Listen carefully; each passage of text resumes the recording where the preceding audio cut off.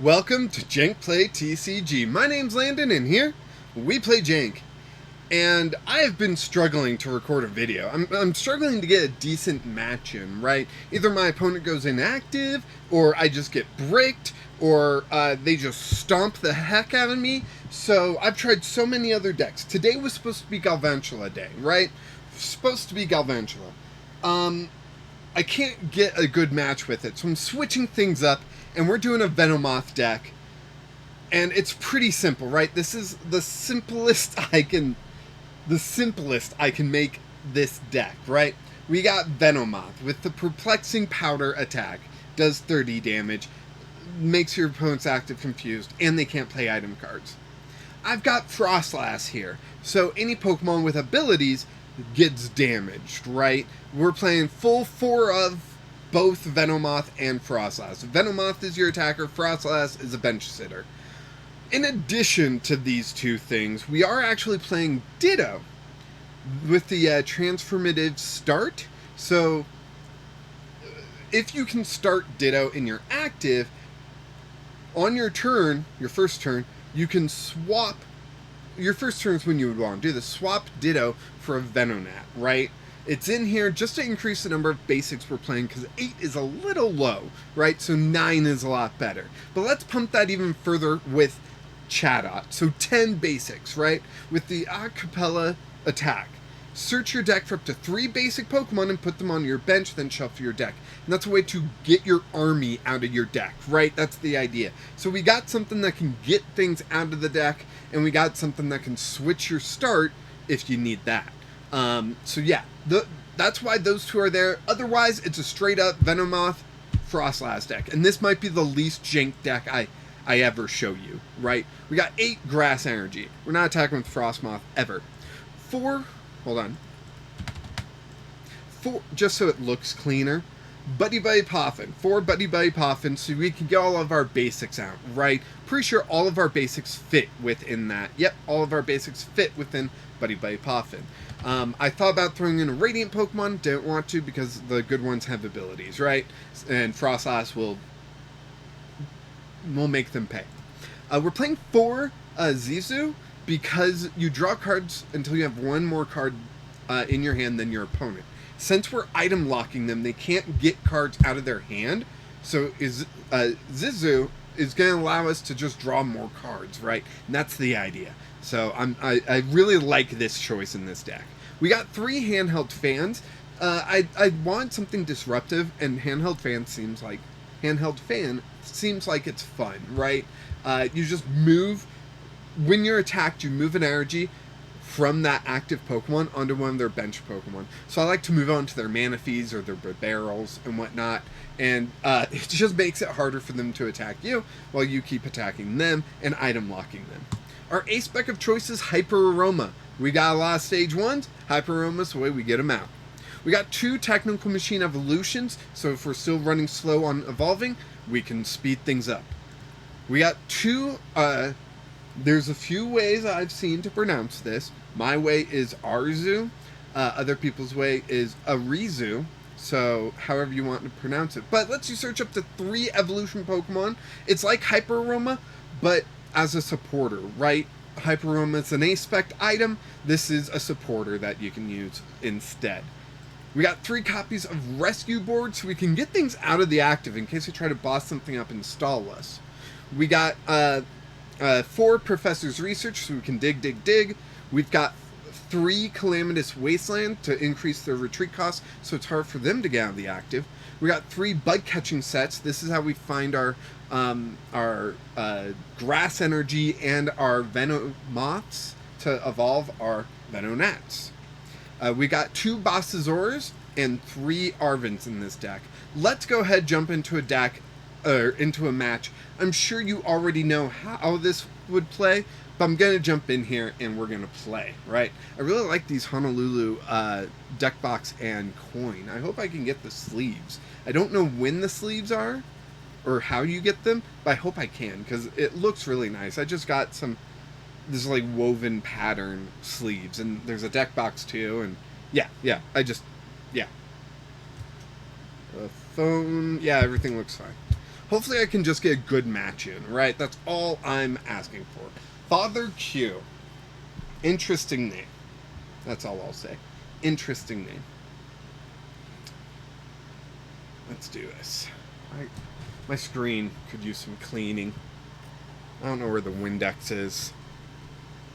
Tails. Tails never fails. Yes, we want to go first to have first evolutions. Evolutions are important. Plop, plop, plop. Ooh, we start Venonat. That's pretty good. And we get Buddy-Buddy. So we are looking great right now. It's a fire deck, but that shouldn't really matter. I see rare candy. I see Irida. That's weird. Shouldn't really matter because we're going to item lock them and hopefully that will delay them enough. We'll also be confusing them. So even if they can attack, they have to flip heads on confusion. So let's see. Yeah, Buddy-Buddy. I'll play Buddy-Buddy and I'll go get probably a Venonat and a Snorunt, right? Unless I top deck another stage 1 off these mulligans. Oh, I'm looking great. Looking dandy. Looking fantastic. Hey, look, it's Manaphy. Interesting. Hey, we get another Venonat. Guess what I'm going to do? Buddy-Buddy for 2 Snowrunts. That's right. That's right, buddy. Get those things on in here. Play down the grass energy on the Venonat. And end my turn. So, Manaphy has an ability. Froslass is going to knock that thing out. Charmander evolves into Charizard. Charizard EX, the dark one, has an ability. So that's going to help. It's also weak to grass. So Venonat's going to do double damage to it. Or Venomoth is going to do double damage to it, confuse it, and prevent my opponent from playing items. So this turn, they got to play all the items that they can, right? I like to lean back, but when I do, my seat moves back unless I like make it onto the other side of the carpet that I have down here. It's like an outdoor carpet. I have it in the shed. For those of you that don't know, I play in a shed. Like, it's a shed. It's cool. I love having this separate space where I can do my thing, right? Manaphy's there. Okay. Okay, attach the Manaphy. Sure, why not? We got 2 Froslass. That's beautiful. That's going to speed things up quite a bit here. We're going to play down this grass energy. We're going to play the Bug Catching Set. Oof, really? Okay. Let's not grab that, and we'll then Professor's Research. There we go. There's some moths for us. 1 and 2. We can Buddy-Buddy out another Venonat. Get that out. And then we are just going to Perplexing Powder. And by the time it comes back into my turn, this Manaphy will be knocked out. Yep. Yep. Keep it going. Keep it going. Even if they retreat the Manaphy, right? And so, Charizard often relies off Rare Candy. Guess what they can't play anymore? Rare Candy. That's why we want First Evolution. So that we can get that Venomoth up and going. Looks like I'm out of soda. Defiance Band onto the Charmander. Okay, okay. And that's all this deck is. You lock your opponent out of items, and then Froslass will severely attack anything that has an ability, while Venomoth is confusing the active, right? And so it's very difficult to work around this. You'd have to have Pokemon that don't rely off abilities, don't rely off Rare Candy, don't rely off items to accelerate things. Like, basically, you gotta have a bonkers turn 1 or 2, and, like, that's it, right? So, Fire Energy onto the Charmander. But when it turns in my turn, the Manaphy's going to get knocked out. So I'll be attacking the Charmander, confusing it. I mean, I'll be doing that regardless. They could retreat the Manaphy and attack the Venomoth for this single energy attack, right?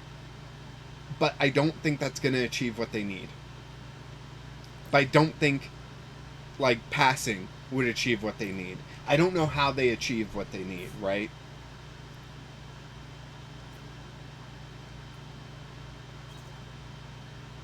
So, like, I don't think there are decks out there that can handle this, right? I think this is a very dominating deck. Maybe I'm wrong.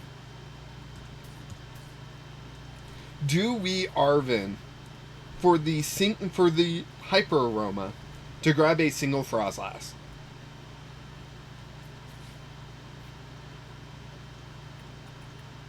Let's see. We'll grab a Rescue Board and a Hyper Aroma.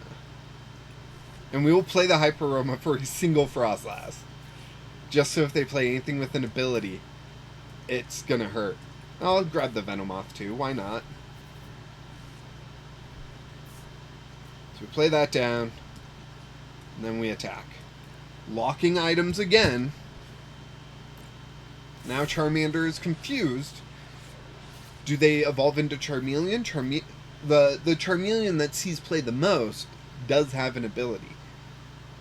I think it's a bench barrier Charmeleon, so it protects itself while it's on the bench. I could be wrong about that. Maybe it protects itself from abilities. I don't know.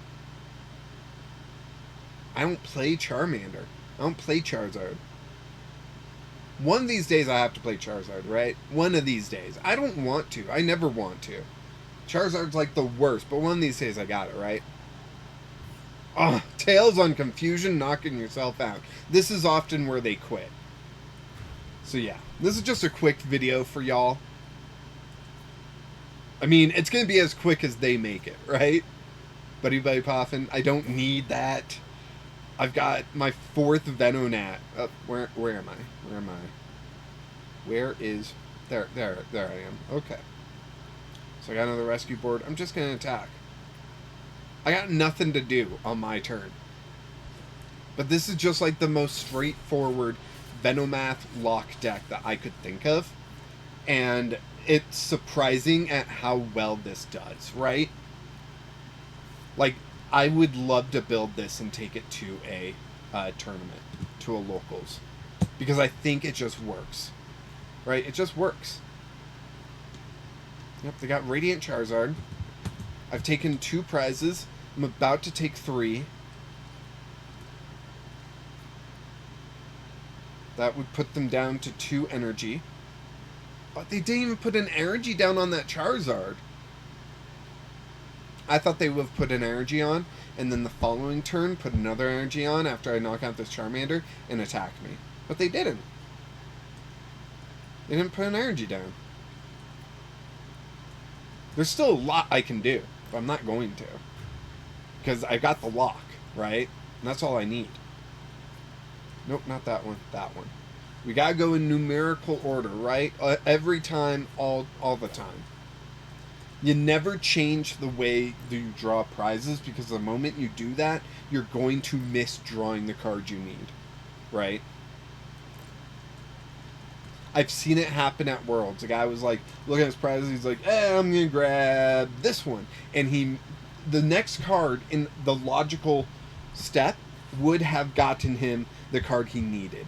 But he chose randomly and lost because of that. Ever since I saw that, I'm like, no, I grab them in the same order every time. Sure, that order might mean I don't get the card I want, right? It might be a different slot, right? But, okay, so Arven's being played. What can so the item they grab does not matter. The tool that they grab, I don't think there's a tool that can help them here, right? Man, I know I would hate to play against this deck. Oh, they could unfair stand. No, they can't. It's an item. Ah! I thought about getting Genesect in here too to be denial, but yeah, our opponent conceded. I think I'm gonna about a 15-minute video. If I was live, I'd be asking y'all like, hey, do you want me to go into another match, but at this time, I'll probably play this during my next live stream on Wednesday. But yeah, I'll just leave it here with you all. That's ATV, as I called it. All-terrain Venomoth, because Venomoth is a beast. And I think partnering up with Froslass just makes sense. And I'm sorry it wasn't the deck that I promised today, but hopefully I can get a good match of that soon. But I just wanted to get this out. So thank you so much for watching. I hope you enjoyed it. I hope this is still jank enough for you. And be sure to do all the YouTube stuff and check out the Discord. And of course, until next time, keep playing jank.